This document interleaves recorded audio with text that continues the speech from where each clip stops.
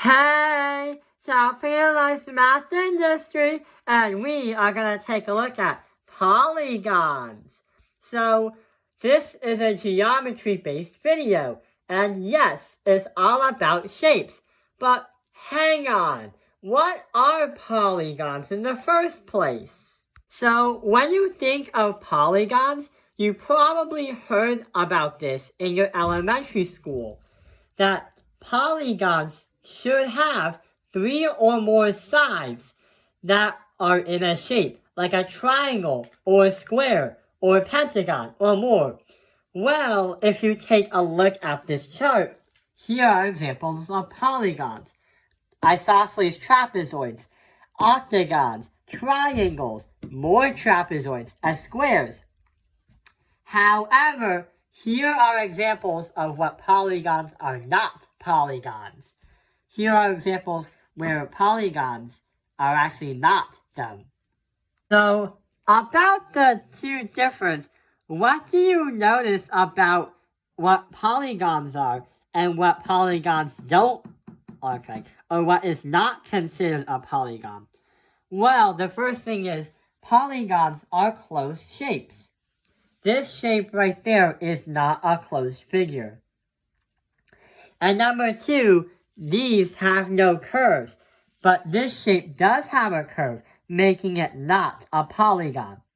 And these shapes do not have any lines in between them.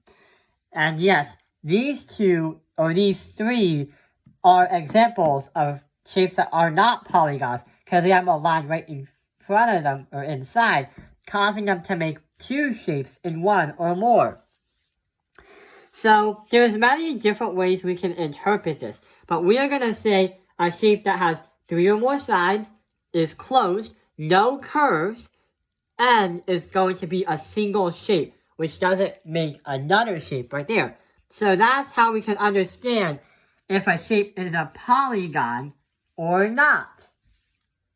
The most common ones are squares and triangles, and we'll talk about those in the next video. And now we understand what makes a polygon and what does not. Now we're going to learn about the different types of polygons. Not like shapes like square and rectangle and parallelogram, but what we're going to do is learn about the two different types of polygons. It depends on the angles that make up the polygon. There are convex ones and concave ones. So if you learn about like convex and concave mirrors or lenses, when it's convex, you see this kind of shape in like a curve. So convex polygons are angles which are less than 180 degrees. So we're going to say that our angle as x is going to be less than 180 degrees. In triangle ABC, this is an example of a convex polygon, because inside of this triangle is going to equal 180 degrees in total. And the thing about that is this will never be 180, this will never be 180, and that will also never be 180. So we can say shapes that do not have 180 sides or more, but have those angles that are less, is going to be called a convex one. Just like this one, where it's in the shape of a squished circle for mirrors.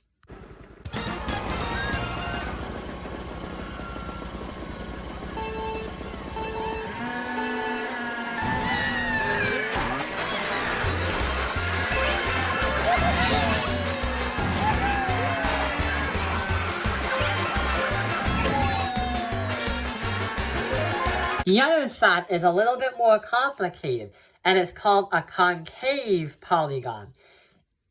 Instead of the angles being less than 180 degrees, if you notice in shape D, E, F, G, H, I, J, if you notice that, this right here is more than 180 degrees. So we're going to say that in this example, x has got to be more than 180 degrees. Even though this is less than 180, or this may be less than 180, it has at least one area or one angle that has more than 180 degrees.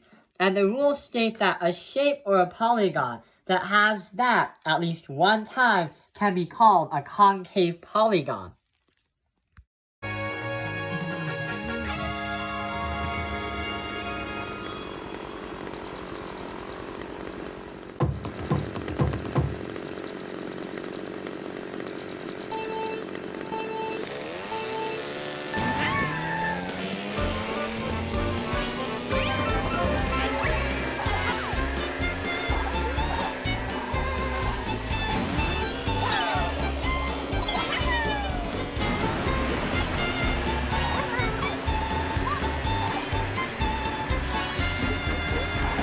Yes, we can definitely name these. Like, we named this one Triangle ABC. But we could also name this one Figure or Shape DEFGHIJ. So, those letters, if you see those on a quiz or a test or a textbook in your assignments, then it'll literally say DEFGHI. So, J. So those are two types of polygons when referring to the angles. There's one more thing that we're going to learn about before the video ends. And that part is going to be diagonals. So when you talk about diagonals, they do talk about the different angles with them. But they're more based on shapes that are more even, like these, like a rectangle or a hexagon.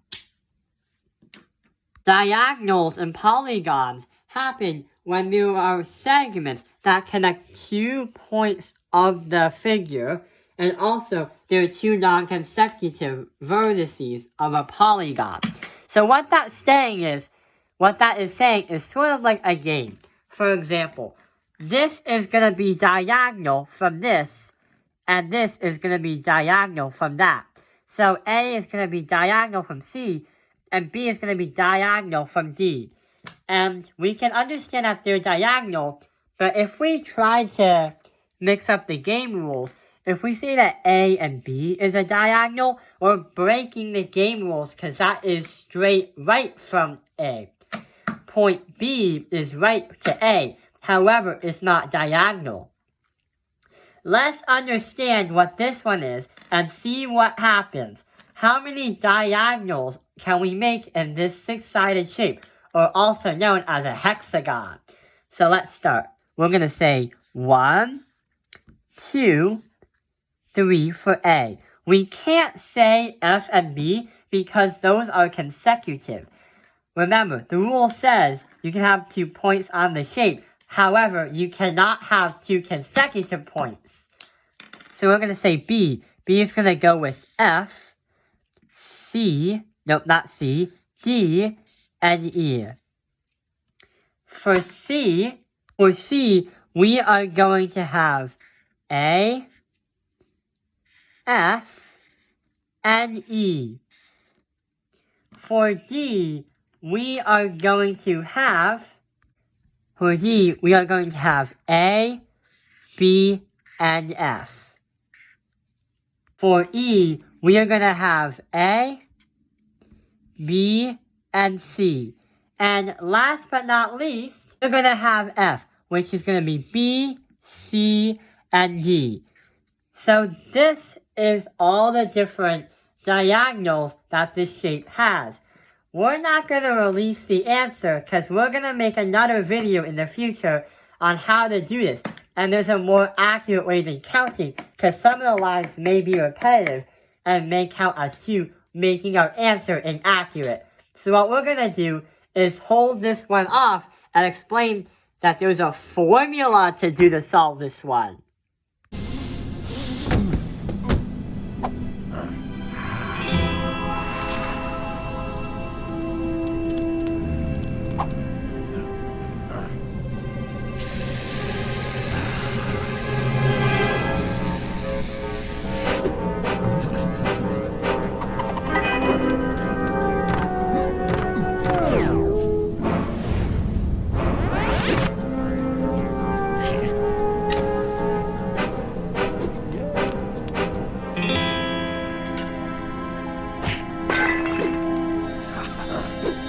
That is the beginning of polygons.